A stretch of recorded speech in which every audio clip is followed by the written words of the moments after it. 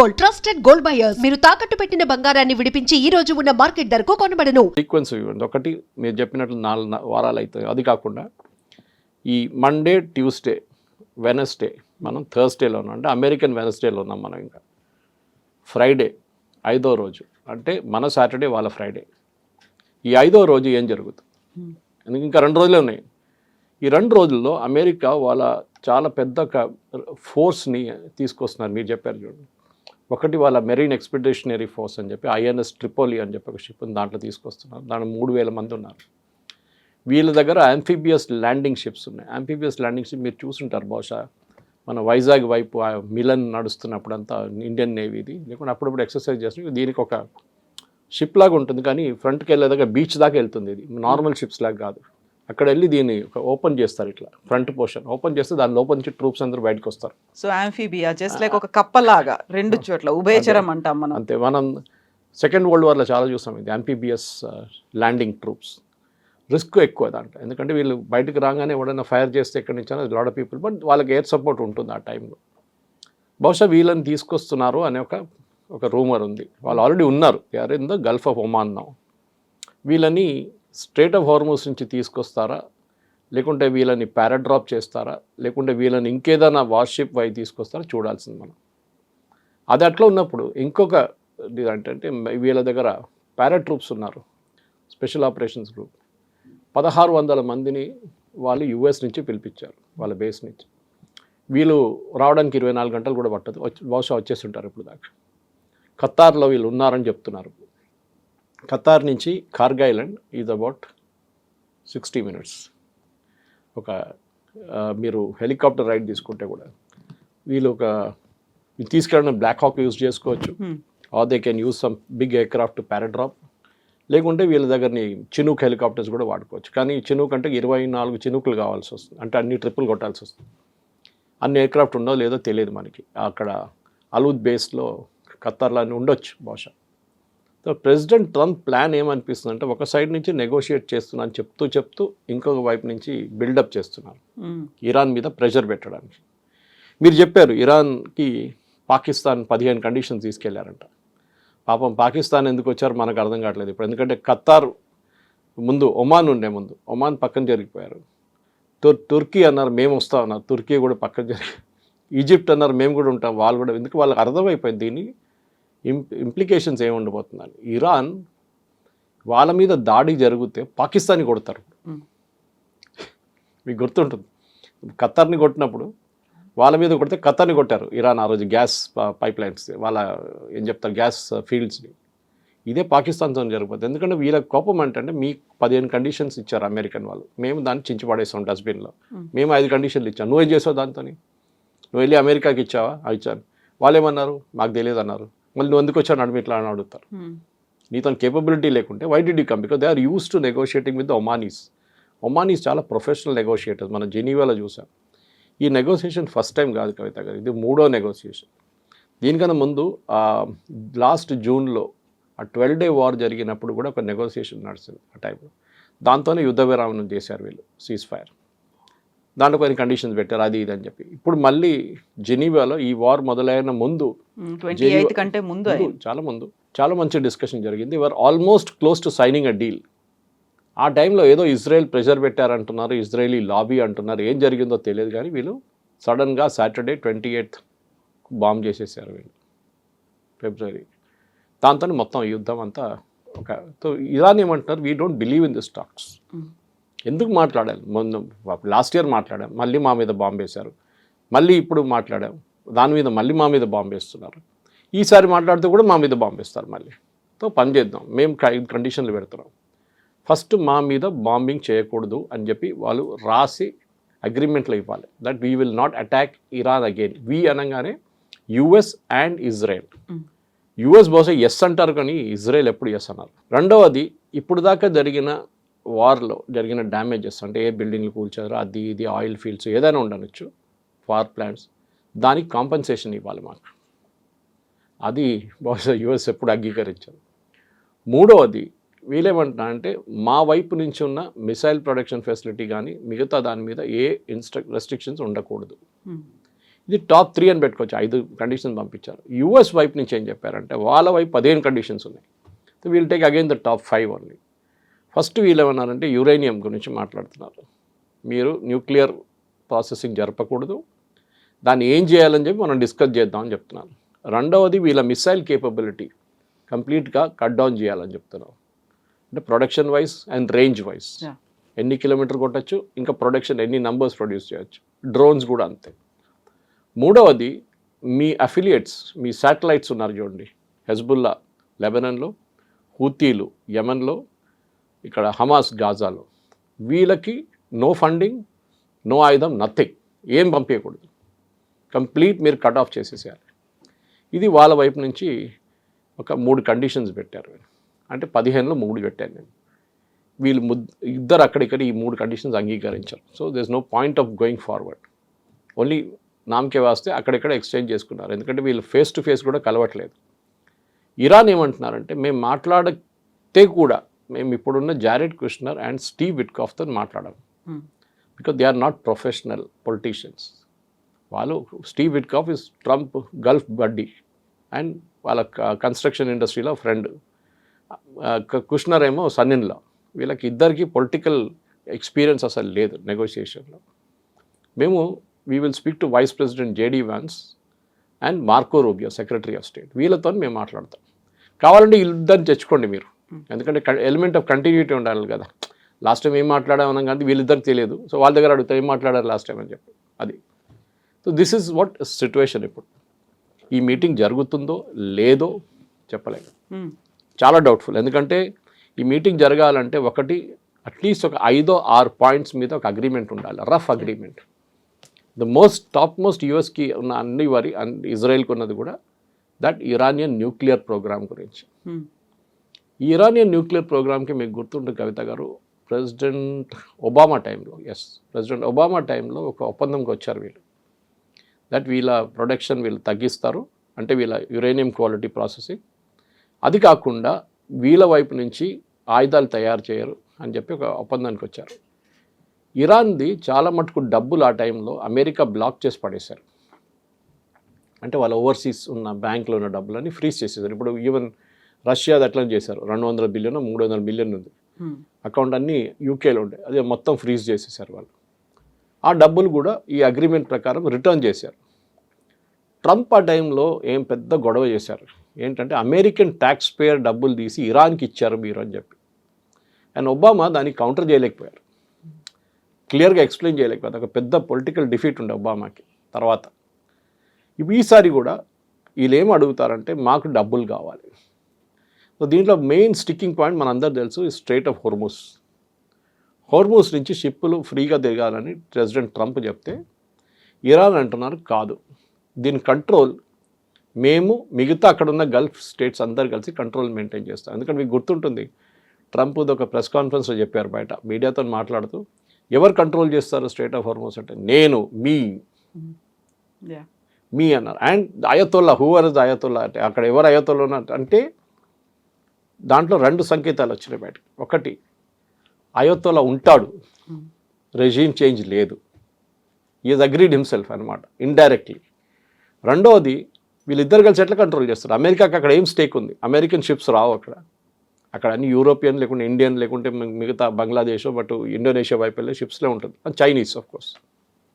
ఇక అమెరికాకి ఏం ఇంట్రెస్ట్. వీళ్ళేమన్నారంటే మీరు మాకు డబ్బులు ఇవ్వకపోతే, ఇది మీరు మా ఇన్ఫ్రాస్ట్రక్చర్ డ్యామేజ్ అయిందని దాన్ని మేము ఒక టోల్ పెట్టేస్తాం, దీని మీద ప్రతి షిప్ దగ్గర నుంచి 1 మిలియన్ తీసుకుంటాం, ఏదో నా డబ్బులు తీసుకుంటాం మేము, అది మేము డిసైడ్ చేస్తాం మీరు ఈ డబ్బులు ఇవ్వకపోతే. అది కూడా president Trump is dead against. మిగతా దేశాలతో సహాయం పెట్టుకొని సౌదీ అరేబియాతో వాళ్ళతో ఒప్పందం పెట్టుకొని ఇది స్ట్రైట్ ఆఫ్ హోర్మూజ్ కంట్రోల్ చేయాలంటే కాదు. ఎందుకంటే స్ట్రైట్ ఆఫ్ హోర్మూజ్ అనేది సూయజ్ కెనాల్ కాదు, మనం గుర్తుపెట్టుకోవాలి. సూయజ్ కెనాల్ మన అందరు తెలిసిందే, ఈజ్ కంట్రోల్ బై ఈజిప్ట్. అది ఒక narrow shipping lane which connects 2 continents, I mean 2 seas అనమాట, మేజర్ ఓషన్స్. దానికి ఒక టెక్నాలజీ మీకు తెలిసి ఉంటుంది, ద లెవెల్ ఆఫ్ ఒక వైపు సీ హైట్ ఇంత ఉంది, ఇంకో వైపు ఇక్కడ ఇంత ఉంది. సో దీన్ని బ్యాలెన్స్ చేయడానికి ఇక్కడ నీళ్ళు నింపుతారు, షిప్ని తీసుకొచ్చి వీళ్ళు క్లోజ్ చేసిన తర్వాత ఈ హైట్ పెంచుతారు పంపింగ్ చేసే నీళ్ళు. దాని తర్వాత అటువైపు వచ్చినప్పుడు దాన్ని మళ్ళీ దిప్పుతారు, షిప్ బయటకు వెళ్ళిపోతుంది. ప్రతిరోజు hundreds of ships cross, but చాలా స్లోగా వెళ్తుంది ఆ ప్రాసెస్. ఈజిప్ట్ టోల్ తీసుకుంటారు. టోల్ అంటే ఒక ఛార్జ్ సూయజ్ కెనాల్, ఎందుకంటే చాలా ఇది ఆపరేషన్ చాలా కాంప్లికేటెడ్.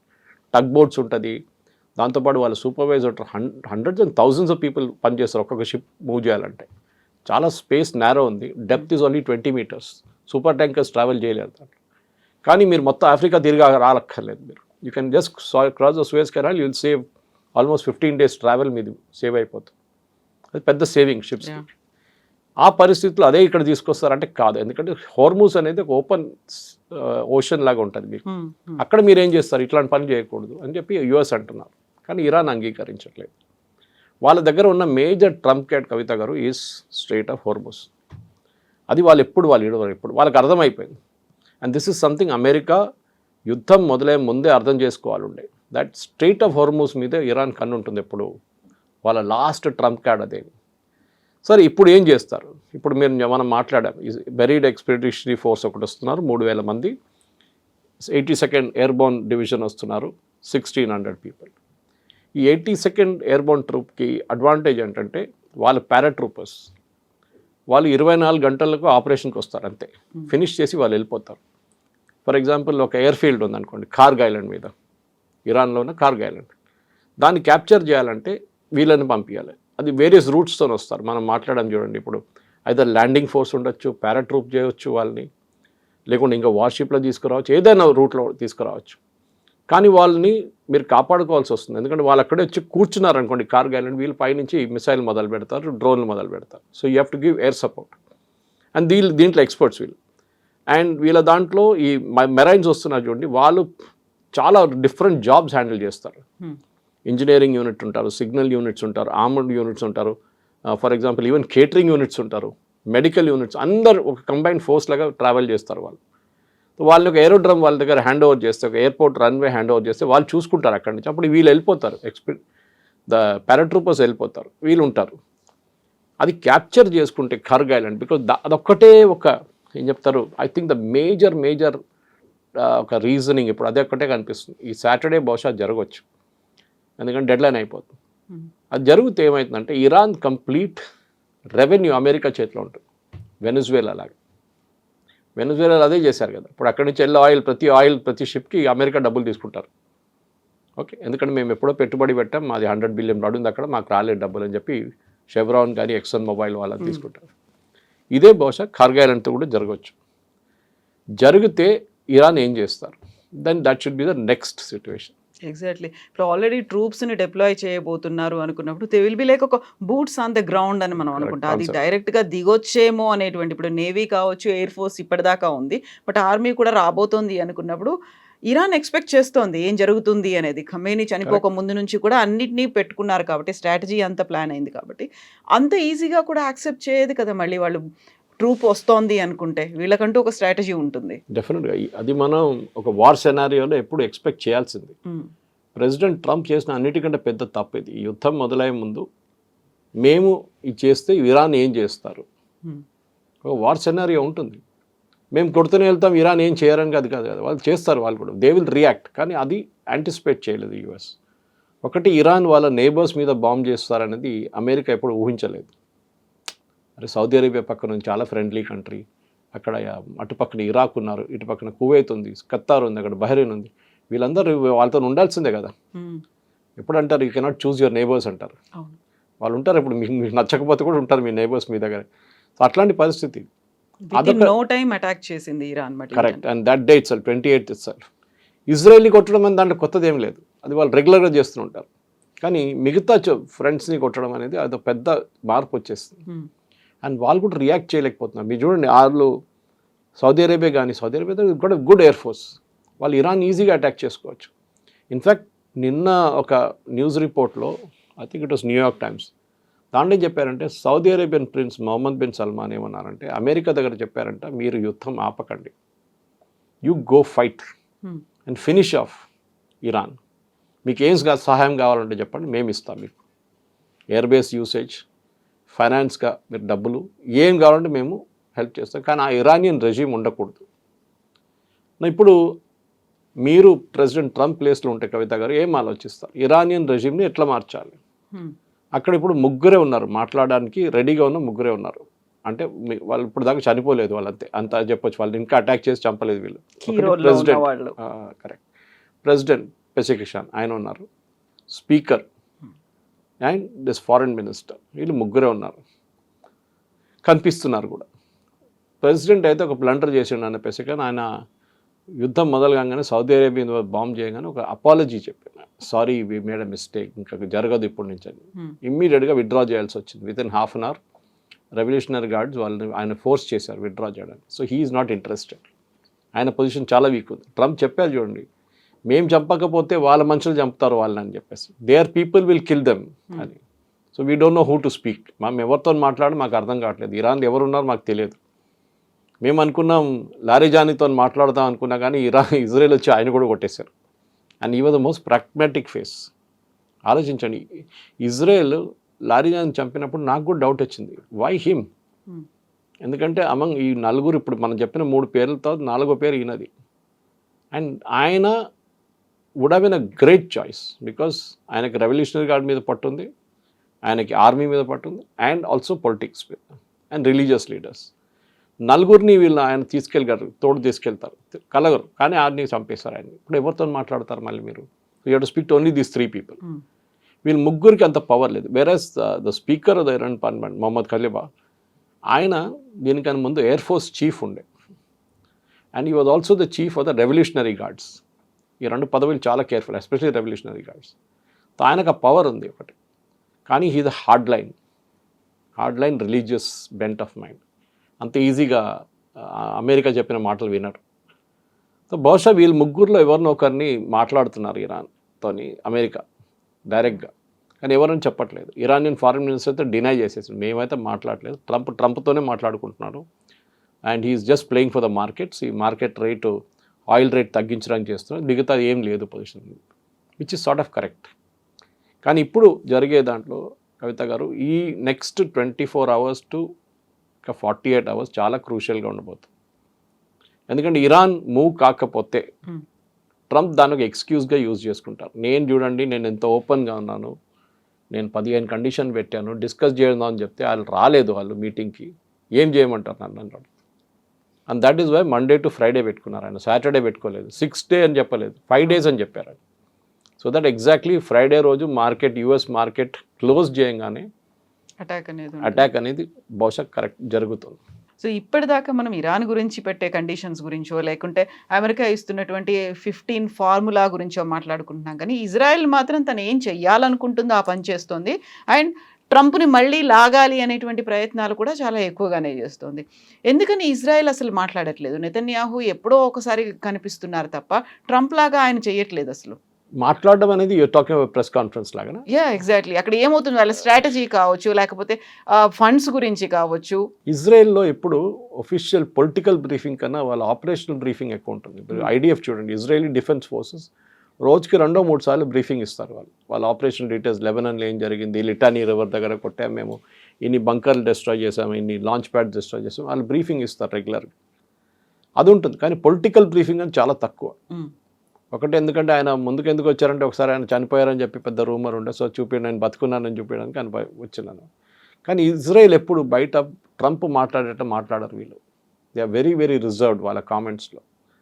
ఇజ్రాయెల్ కావాల్సింది ఒకటే, అండ్ స్పెషలీ నెతన్యాహుకి ఎలక్షన్స్ రాబోతుంది ఇప్పుడు కొన్ని నెలల్లో. ఆయనకి ఈ ఎలక్షన్ గెలవాలంటే యుద్ధం ఉండాలి ఆయనతో, ఇంకా నడవాలి యుద్ధం.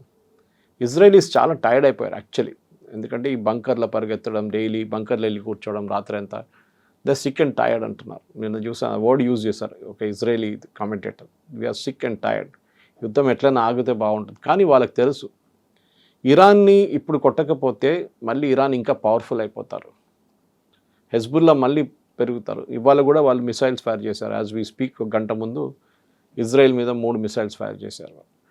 సో హెజ్బుల్లాని కొట్టాలి. ఇన్ఫ్యాక్ట్ మీకు తెలుసుంటుంది, ఇరానియన్ అంబాసిడర్ని లెబనాన్ నుంచి పంపించేశారు. He was declared persona non grata and he was asked to get out. Lebanon అనే ఒక దేశం ఉందని మనం మర్చిపోయాం. హెజ్బుల్లా గురించి మాట్లాడుతాం. హెజ్బుల్లా టెర్రరిస్ట్ ఆర్గనైజేషన్, లెబనాన్లో కూర్చున్నారు. ఇజ్రాయెల్కి అదొక పెద్ద ప్రాబ్లం, ఎందుకంటే ఇప్పుడు వాళ్ళ మొత్తం ఎఫర్ట్స్ మీరు చూస్తే ఇరాన్ కన్నా ఎక్కువ వాళ్ళు లెబనన్ మీద పెడుతున్నారు. సౌత్ లెబనన్లో కంప్లీట్ క్యాప్చర్ చేసుకొని మా టెరిటరీ పడదు, మేము అక్కడ నుంచి ఖాళీ చేయమని చెప్తున్నారు. వాళ్ళకి ఒక బఫర్ జోన్ లాగా వచ్చేస్తుంది అది. ఎందుకంటే అక్కడి నుంచి మిసైల్స్ లాంచ్ చేసినప్పుడు నార్దర్న్ ఇజ్రాయెల్ వైపు ఈ బఫర్ జోన్ ఉంటే పనికొస్తుంది ఇజ్రాయెల్కి అనమాట. వాళ్ళ ఆయుధాలు కూడా అంటే వాళ్ళ యాంటీ ఎయిర్క్రాఫ్ట్ గన్స్ కానివ్వండి, మిగతా ఇంటర్సెప్టర్స్ కానీ అక్కడ ఉంచుకోవచ్చు సదర్న్ లెబనాన్లో. ఇటువైపు ఇరాన్ వైపు వాళ్ళు ఏం చేస్తున్నారంటే వాళ్ళు కంటిన్యూస్ ఇవాళ పొద్దున కూడా బాంబ్ చేశారు. వాళ్ళు స్పెసిఫిక్గా లీడర్షిప్ని కొడుతున్నారు. స్టార్టింగ్ నుంచి అదే కదా, 28th రోజు కొట్టింది లీడర్షిప్ని కొట్టే, ఇప్పుడు కూడా అదే చేస్తున్నారు. కమాండ్ అండ్ కంట్రోల్ సెంటర్స్ని కొడుతున్నారు. నిన్న సౌదీ అరేబియా మీద 25 డ్రోన్లు ఫైర్ చేశారు ఇరాన్, ఒకటే మిసైల్ ఫైర్ చేశారు. అంటే వాళ్ళ మిసైల్ లాంచింగ్ కేపబిలిటీ చాలా మటుకు డిగ్రేడ్ అయినట్లుంది. అంటే లాంచర్స్ని కొడుతున్నారు ఇజ్రాయెల్ కంటిన్యూస్గా. బహుశా that must be the strategy ఇజ్రాయెల్ది. వెళ్తూ ముందుకు వాళ్ళు అమెరికా లాగా వాళ్ళు మాట్లాడడం తక్కువ, వాళ్ళు పని చేసేది ఎక్కువ వాళ్ళ దగ్గర. అది ఎప్పుడు వాళ్ళది ఇజ్రాయెల్ కల్చర్ అట్లా ఉంటుంది. అమెరికన్ ప్రెసిడెంట్ అట్లా కాదు, ట్రంప్ దగ్గర ఏమైనా అడిగితే ఏదో చెప్పేస్తాడు ఆయనకే తెలియదు ఏం చెప్పాడని. ఇది అట్లా కాదు, ఈ మెజర్డ్ వర్డ్స్ ఉంటుంది ఇజ్రాయలీ ప్రైమ్ మినిస్టర్ది. ఇట్స్ అవి ఇలా బెంజమిన్ నెటన్యాహు. కానీ అట్ ద సేమ్ టైం మనం ఇంకా ముందుకు వెళ్తున్నప్పుడు ఇజ్రాయెల్ని కంట్రోల్ చేయకుండా అమెరికా ఏం చేయలేరు.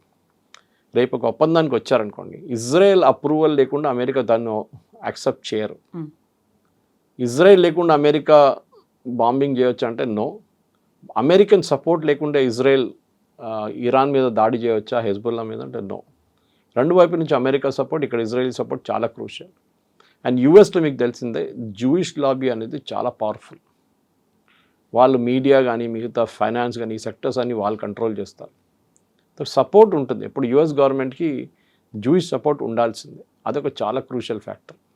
దానికోసం నెటన్యాహు ఎక్కువ మాట్లాడరు, బయట వచ్చి ఆయన మాట్లాడుతున్నప్పుడు హీ స్పీక్స్.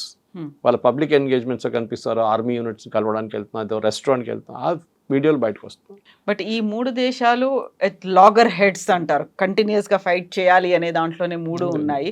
బట్ ఆ ఇంపాక్ట్ ప్రపంచ దేశాల మీద పడుతుంది, భారతదేశం మీద ఎస్పెషల్లీ. బయటికి వెళ్తే ట్రాఫిక్ జామ్లు అనేవి రోడ్ల మీద కనిపించట్లేదు, పెట్రోల్ బంకుల్లో కనిపిస్తున్నాయి, లాంగ్ క్యూస్ అనేవి ఉన్నాయి. You take any time, morning నుంచి మిడ్ నైట్ వరకు అదే పరిస్థితి ఉంది. క్రైసిస్ ఆర్టిఫిషియల్గా క్రియేట్ చేశారా, నిజంగా ఉందా, ప్రభుత్వం ఏం చేస్తోంది? క్రియేటెడ్ క్రైసిస్ ఇది. అంటే ఇది పానిక్ బయింగ్. ఇది నిన్న కావాల్సిన ఫ్యూయల్ హైదరాబాద్లో సప్లై అయింది, దానికన్నా 605 కిలోలీటర్ ఎక్స్ట్రా సప్లై అయింది. కానీ ఏమవుతుందంటే ఒక రోజుకి సప్లై ఇన్ని, వాళ్ళ అండర్ గ్రౌండ్ ట్యాంక్లో ఒక కెపాసిటీ ఉంటుంది పెట్రోల్ బంక్లో. వాళ్ళు ఒక రోజుకి ఫిలప్ చేసుకుంటే బహుశా ఒక రోజు 2 రోజులు వాళ్ళకి నడుస్తుంది. ట్యాంకర్, ఈ ట్యాంకర్లన్నీ most of the petrol bunk దగ్గర ట్యాంకర్లు ఉండదు. ఈ ట్యాంకర్ పంపిస్తుంది అంతా, అది ఐఓసీఎల్లో, బీపీసీఎల్లో, హెచ్పీసీఎల్ వాళ్ళు టెండర్ పిలుస్తారు ట్యాంకర్కి. సంవత్సరం పాటు టెండర్ ఉంటుంది. సడన్గా వాళ్ళకి 1200 ట్యాంకర్లు కావాలి ఎక్స్ట్రా. అది సరే పక్కన రాష్ట్రంలో ఉందంటే అక్కడ కూడా అదే క్రైసిస్. ఈ పానిక్ బయింగ్ ఎందుకు జరుగుతుందని ఎవరికి అర్థం కాదు. ఇది ఏదో వాట్సాప్ గ్రూప్లో మెసేజ్ వచ్చి ఉంటుంది. మన దగ్గర we have more than 62 days, అంటే 62 రోజులు కావాల్సిన ఫ్యూయల్ మన దగ్గర ఉంది ఇప్పటికి కూడా. ఎందుకంటే మన కంటిన్యూస్ మనకు షిప్స్ వస్తూనే ఉన్నాయి. So that's not a problem. అది రాగానే ఒకసారి గుజరాత్ పంపిస్తారు, లేకుంటే ముంబై పంపిస్తారు, లేకుంటే మ్యాంగ్లూరు పంపిస్తారు, లేకుంటే కొచ్చిన్ పంపిస్తారు, లేకుంటే అటువైపు విశాఖపట్నం పంపిస్తారు. So that all over the country distribution pipe lines ఉంటుంది వాళ్ళకి. ఎక్కడ ఫ్యూయల్ షార్టేజ్ లేదని చెప్పారు సజ్జనార్ గారు చెప్పారు, స్టీవెన్ రవీంద్ర గారు చెప్పారు, ఈవెన్ ఉత్తమ్ కుమార్ రెడ్డి గారు చెప్పారు. There is no shortage. అది కాంగ్రెస్ గవర్నమెంట్లో ఉన్న మినిస్టర్ చెప్తున్నారు there is no shortage, don't panic. ఈ ప్యానిక్ బయింగ్ అనేది మన ఇండియన్ కల్చర్లో. రేపు పొద్దున్న నుంచి పాలు రాదు మీకంటే వెళ్ళి 10 లీటర్ పాలు కొనుక్కొచ్చి ఇంట్లో పెట్టుకుంటారు. అట్లా మన వాళ్ళు చేస్తారు అట్లాంటి పనులు. ఎందుకు మీరు ఫుల్ ట్యాంక్ కొట్టుకుంటే ఏం చేస్తారు మీరు? వాళ్ళకి లాజిక్ లేదు. మీరు గుర్తుంటుంది కవిత గారు, దీనికన్నా ముందు మోదీ గవర్నమెంట్ వచ్చే ముందు వీళ్ళు రూపాయి అక్కడ ఇక్కడ పెంచుతుండే వీళ్ళు అప్పుడప్పుడు. ₹2 ఒకసారి, ₹1, ₹1.50 లీటర్కి. ఒకరోజు ముందు అనౌన్స్ చేస్తారు రేపు పొద్దున్న నుంచి రూపాయి పెరుగుతుందని. ఇవాళ సాయంత్రం మొత్తం లైన్ కట్టేస్తారు పెట్రోల్ బంక్ బయట. గంట కూర్చుంటారు. ఆటో రిక్షా డ్రైవర్ నుంచి BMW అందరూ ఉంటారు లైన్లో. వాడు maximum fuel tank full tank కొట్టుకుంటే 50 లీటర్లు, ₹50 సేవ్ అవుతుంది. BMW వాడికి ₹50 సేవ్ చేసుకొని ఏం చేసుకుంటాడు అర్థం కాదు నాకు. I can still understand auto rickshaw driver. ₹50 ఏం చేసుకుంటాడు? అదే దానికోసం 2 గంటల సేపు లైన్లో నిలబడతాడు, టైం వేస్ట్, కానీ ఉంటాడు. ఇది మన మెంటాలిటీ. ఇది ఎల్పిజి చూడండి, ఎల్పిజి మన దేశంలో నేను ఆ రోజు చెప్పాను కూడా 33 కోట్ల కనెక్షన్స్ ఉంది మనకి. 33 కోట్లు అంటే ప్రతి ఇంట్లో ఒక ఎల్పిజి ఉంది. బికాజ్ ఈ మల్టిప్లై బై 4 పాపులేషన్ ఇండియన్ పాపులేషన్కి వచ్చేస్తుంది. కానీ చాలా ఇంట్లో ఇప్పుడు కూడా వాళ్ళు పిఎన్జి వాడుతున్నారు. ఇప్పుడు గవర్నమెంట్ ఇమ్మీడియట్ ఏం చెప్పారంటే you have to start PNG distribution immediately. Last 2 రోజుల్లో 2 లక్షల కనెక్షన్స్ ఇచ్చారు. పైప్ న్యాచురల్ గ్యాస్ గవర్నమెంట్ దగ్గర అది కూడా బయట నుంచి ఇంపోర్ట్ చేసేది, ఏదో మనం తయారు చేసేది కాదు, కానీ ప్రాసెస్ చాలా ఈజీ దానికి. ఎల్పిజి ఆ ప్రాసెస్ అట్లా కాదు. ఎల్పిజి స్టోరేజ్ చాలా డిఫికల్ట్, ఎందుకంటే ప్రెషర్లో స్టోరేజ్ చేయాల్సి వస్తుంది, హై ప్రెషర్లో. దానికోసం ఎక్కువ స్టోరేజ్ చేయలేము. వేరే ఆయిల్ మనం ఎంత స్టోర్ చేసుకోవచ్చు, అండర్ గ్రౌండ్ ట్యాక్స్ ఉంది, స్ట్రాటజిక్ రిజర్వ్స్ ఉన్నాయి, అన్నీ ఉన్నాయి మన దగ్గర. దానికోసం 62 రోజులు అంటాం. ఎల్పిజి కంటిన్యూస్ వస్తూనే ఉండాలి. And of course oil production నుంచి ఎల్పిజి ప్రొడ్యూస్ చేసుకోవచ్చు, బ్యూటేన్, ప్రొపేన్ అన్నీ వస్తుంది దాని నుంచి. ఎందుకు? మీకు హీలియం ఉంది. మీరు ఎంఆర్ఐ మిషన్ నడిపించాలంటే మీకు హీలియం కావాలి. మీరు సెమీ కండక్టర్ ఇండస్ట్రీ కావాలంటే హీలియం కావాలి. మనం అనుకుంటాం మనం ఓన్లీ కుకింగ్ ప్రాసెసింగ్ దీని గురించి మాట్లాడతాం. మన దేశంలో ఉన్న 92% కనెక్షన్స్ డొమెస్టిక్, 8% కమర్షియల్, అంటే కిచెన్లు కానీ ఇండస్ట్రియల్ కిచెన్స్ కానీ రెస్టారెంట్స్ కానీ వీళ్ళకి. కానీ ప్రెషర్ చూడండి ఎక్కడికి వస్తుంది, వాళ్ళ మీద కూడా వస్తుంది. సో గవర్నమెంట్ ఏమంటున్నారు, ఇవి పిఎన్జి తీసుకోండి. పిఎన్జి తీసుకుంటే మీ ఎల్పిజి ఆటోమేటిక్ సస్పెండ్ అయిపోతుంది, గవర్నమెంట్కి సేవింగ్ వస్తుంది. గవర్నమెంట్ ఇప్పుడు మీరు చూస్తుంటారు, ఇవాళ పొద్దున కూడా న్యూస్ వచ్చింది పేపర్లో, చాలామంది బుక్ చేసిన వాళ్ళకి క్యాన్సిలేషన్ నోటీస్ వచ్చేసింది. ఎందుకు వచ్చింది అది? బికాజ్ ఒకటే అడ్రస్లో వాళ్ళకి 4 కనెక్షన్లు కనిపిస్తున్నాయి ఇప్పుడు. So they using AI to check. ఒకటే ఇంట్లో ఒక అడ్రస్లో, ఒకటే బిల్డింగ్లో, ఒకటే ఫ్లోర్లో, ఒకటే ఫ్లాట్లో 4 కనెక్షన్స్ కనిపిస్తుంది వాళ్ళకి. సో క్యాన్సిల్ చేసి పడేశారు 3. ఆబ్వియస్లీ వీళ్ళు స్టాక్ చేసుకుంటున్నారు. ఇది ముందేం చేస్తారా, 3 కూడా ఆర్డర్ చేయరు. ఇప్పుడు ప్యానిక్ వచ్చినప్పుడు అన్ని ఆర్డర్ చేశారు సడన్గా, అప్పుడు పట్టుబడ్డారు. సో గవర్నమెంట్ సేయింగ్ పిఎన్జి తీసుకోండి. I think that's most sensible. మా ఇంటి దగ్గర ఒక చాలా బిజీ అనే ఒక పరాటా సెంటర్ ఉంది. వాడి గారు వెళ్ళి చెప్పాను, వాడికి తెలియదు. వాడు అంటున్నాడు, సార్ నా డబ్బులు ఉన్నాయి సార్, నేను ఇస్తాను, చెప్పండి వాళ్ళకి ఇవ్వమని చెప్పి. నాకు 8 స్టవ్లు ఉన్నాయి, అంటే గ్యాస్ స్టవ్స్ ఉన్నాయి, నేను ఎల్పిజి కోసం కొట్టుకుంటాను ఇప్పుడు కాదు, ఈవెన్ బిఫోర్ ఆల్సో సార్, నాకు అది ఇచ్చేస్తే అయిపోతుంది, ఒకసారి అడ్రస్ ఇస్తారని చెప్తే నేను I gave the address. Bhagyanagar gas ఎవరిది? రిలయన్స్ది అది. So that culture has to come. దాంట్లో మీకు ఎల్పిజి ఆర్డర్ చేయక్కర్లేదు, మీరు ఆన్ చేస్తే గ్యాస్ ఉంటుంది, ఎప్పుడు మీకు టెన్షన్ ఉండదు దానికి. I think that culture Covid టైంలో మోదీ గారు చెప్పిన మాట ఆ రోజు, అది కూడా మిస్అండర్స్టాండ్ చేసుకున్నారు. కోవిడ్లో మనం ఎట్లా హ్యాండిల్ చేసామో అట్లనే మనం ఇప్పుడు కూడా ఇమ్మీడియట్ రూమర్స్ లాక్డౌన్ పెడుతున్నారు మోదీ గారు. అదే హింట్ ఇచ్చాడు. ఎందుకు లాక్డౌన్? మీకు ఏదో పాండమిక్ రాలేదు కదా. మోదీ గారు ఏం చెప్పారంటే ఆ టైంలో మనం ఎట్లా డిసిప్లిన్ పాటించామో, రోడ్ల మీద వెళ్ళకుండా ఇంట్లో ఉండి అది చెప్పగానే ఇంట్లో ఉండమంటున్నారు మోదీ గారు అందరినీ, అక్కడ చెప్పలేదు ఆయన.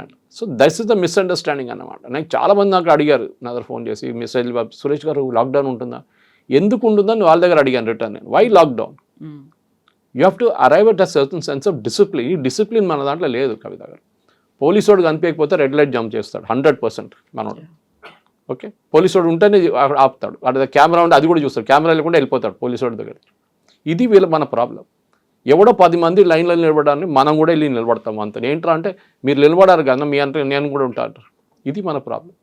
బ్రిడ్జ్ పై నుంచి కింద చూస్తుంటాడు ఒకడు, 10 మంది వస్తారు, ఏం చూస్తున్నాడు నాకేం తెలుసు, కింద ఏదో నేను చూశాను, నువ్వు ఎందుకు వచ్చినావు అంటాడు. ఇది చీలుడి భైంసుడి అంటారు హైదరాబాద్లో, రూమర్స్ది. ఓకే, ఇది మనం ఒక డిసిప్లిన్ మన లైఫ్లో తీసుకురావాలి. నేను మొన్న మా అల్వాల్ బంక్ వెళ్ళినప్పుడు రాత్రిపూట వెళ్తే 11 కార్లు ఉండే. I didn't want fill up. నేను ఇంటికి వెళ్ళిపోయి పొద్దున 7 గంటలకు వచ్చాను, మళ్ళీ ఇంటి దగ్గరే సత్య పెట్రోల్ బంక్ అని. 3 కార్లు ఉన్నాయి, ఫిల్అప్ చేసుకున్నాను. వాడు అన్నాడు, సార్ ఫుల్ ట్యాంక్ సార్ అన్నా. వద్దు, నాకు వద్దు, నాకు 2000 రూపీస్ కొట్టు చాలు అన్నాడు. ఏం సార్ ఇట్లా అంటున్నా, మీరు అందరు ఫుల్ ట్యాంక్ కొట్టించుకున్నా? అక్కర్లేదు, మిగతా వాడికి పనికి వస్తాయి కదా నేను కొట్టుకుంటే. నేను ఫుల్ ట్యాంక్ కొట్టుకుని ఏం చేసుకోవాలి, నాకు తెలుసు నాకు వారం దాకా నడిచిపోతుంది. That is all. ప్యానిక్ బయింగ్లో వాడు సిద్దిపేట రోడ్లో పోతున్నాడు, వాడు వెళ్తూ అది సిద్దిపేటలో ఉండదేమో, ఇక్కడ కొట్టించుకుందాం, ఇక్కడ కొట్టించుకుంటాం. ఇది దిస్ యాటిట్యూడ్ మన షార్టేజెస్లో ఒక టైంలో ఉండే. కరెక్టే, షార్టేజెస్ మన దేశంలో చాలా మటుకు ఉండే. పాలు లేకుండే. నేను స్కూల్లో ఉన్నప్పుడు కూడా పొద్దున పూట పాలు కోసం లైన్లో నిలబడాలి, వెళ్ళి ప్యాకెట్ పాల కోసం. అదంతా పోయింది కదా. ఇప్పుడు మీ ఇంటికి కావాలంటే ఏ కంపెనీ నుంచైనా మీకు పాలు వస్తుంది. దాట్ యాటిట్యూడ్ మారాలి. ఇప్పుడు చూడండి కొంచెం తగ్గింది, ఇవాళ కొంచెం ప్యానిక్ బయింగ్ తగ్గింది. కానీ బంక్లు ఏమంటున్నారు, ఈవెన్ టుడే మార్నింగ్ నేను దూరదర్శన్ డిబేట్లో ఉన్నాను పొద్దున లైవ్లో, దాంట్లో అన్నారు అదే సేమ్ పాయింట్. ఇక్కడ ఉన్న పెట్రోలియం డీలర్స్ అంటున్నారు, మా దగ్గర మీకు ఎంత కావాలంటే అంత పెట్రోల్ ఇస్తాం, మీరు ఎన్ని ఫుల్ ట్యాంక్లు కావాలంటే కొట్టించుకోండి, కానీ వీ విల్ నాట్ గివ్ క్యాన్లో మేము ఇవ్వము. దట్ ఈస్ సంథింగ్, ఎందుకంటే డేంజరస్ అది. ఈ టెంపరేచర్లో మీరు క్యాన్లో తీసుకొచ్చి పార్కింగ్ లాట్లో పెట్టుకుంటే అది ఎప్పుడు వెళ్తుందో తెలియదు. అది ఇట్స్ హైలీ డేంజర్. నిన్న ఒక ఆటో రిక్షా డ్రైవర్ని చూశాను నేను, వాడు 10 లీటర్లు 2 క్యాన్లు పెట్టుకొని పోతున్నాడు. ఎందుకంటే నాకు వారం పనికి వస్తానంట. రే నువ్వు ఎందుకు నీకు వారం ఎక్కడ పెట్టుకుంటావు? ఇంట్లో పెట్టుకుంటా సార్. ఇంట్లో ఇంకా డేంజరస్ రా బాబు అంటే అర్థం చేసుకుంటలేరు. మన ఇందోర్లోకి యాక్సిడెంట్ జరిగింది, మీకు తెలిసింది, ఆ బ్యాటరీ ఛార్జింగ్ యూనిట్ నుంచి ఈవీ వెహికల్ది పోల్ మీద కూడా పోయింది ఫైర్. వాళ్ళ ఇంట్లో బేస్మెంట్లో, వాళ్ళ ఇంట్లో గ్రౌండ్ ఫ్లోర్లో 10 సిలిండర్లు ఉంటాయి. మ్యాక్సిమం చనిపోయింది అది దాని కారణంగానే, అది బ్లాస్ట్ అయింది. This is something we need to learn. మనకు కావాల్సింది, we're not living in a nation of shortages. మీరు పాకిస్తాన్లో చూడండి, పాకిస్తాన్లో ఏం లేదు, పెట్రోల్ లేదు, డీజిల్ లేదు. శ్రీలంకలో 15 లీటర్లు ఇస్తున్నారు ప్రతి వారానికి ఒక కార్కి. మనం అది ఆ స్టేట్కి రాలేదు కదా మనం ఇంకా. కానీ ఎవరో చెప్పారంట రూమర్, అరే 20 లీటర్లు కొట్టిస్తున్నాడు వారానికి అంత, అట్లా ఏం రాలేదు. కానీ మన పరిస్థితికి రాకుండా చూసుకోవడానికి మన రెస్పాన్సిబిలిటీ ఉంది. యాజ్ అ సిటిజన్ ఆ సివిక్ సెన్స్ మనకి లేదు. Let us accept it. పక్కనోడు చస్తే చచ్చాడు కానీ నేను బతకాలని చూస్తాడు మన వాళ్ళు. ఆ యాటిట్యూడ్ మనకుంది, అది మనం మార్చుకోవాల్సింది. ఈ క్రైసిస్లో ఇది ఒక పెద్ద లెసన్. Thank you.